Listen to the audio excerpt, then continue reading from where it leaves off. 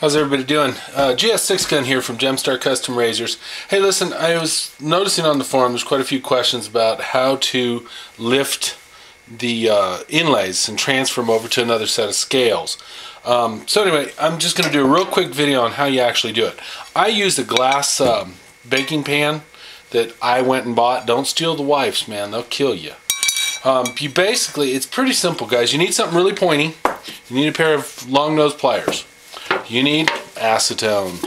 Okay, once you get the acetone out, you put the celluloid scale down at the bottom. This only works for celluloid, by the way.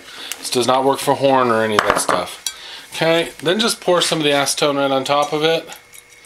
You don't need a lot, just enough to barely cover it.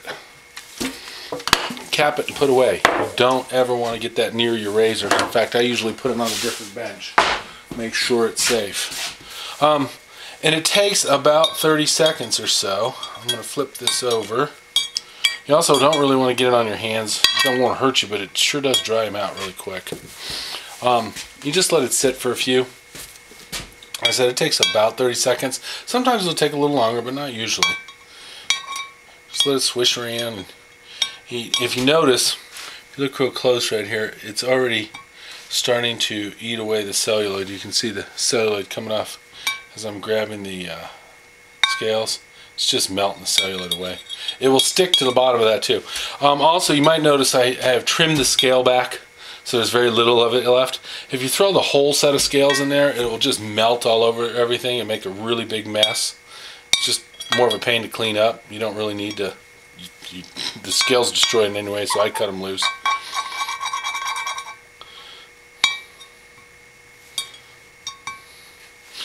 After about 30 seconds or so is when the celluloid starts getting real gummy.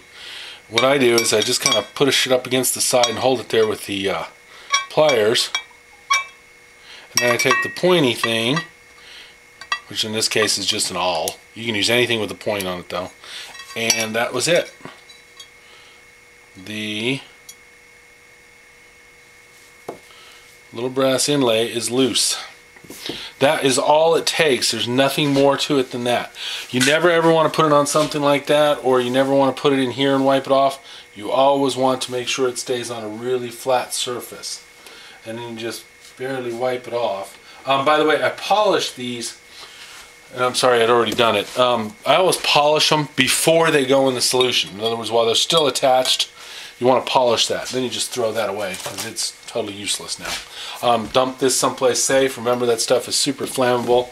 You want to clean off your tools that you got the celluloid on because it will dry back hard and be all sticky and gooky, and you don't want it that way.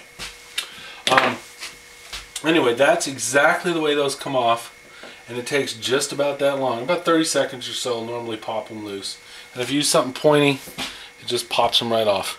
Be very careful handling these things. They're very, very, very, very super tiny, thin. I mean, if it even hits like a callus on your hand, it's going to bend it into, it's going to be gone. Once they're bent, they're really, you might as well just toss it.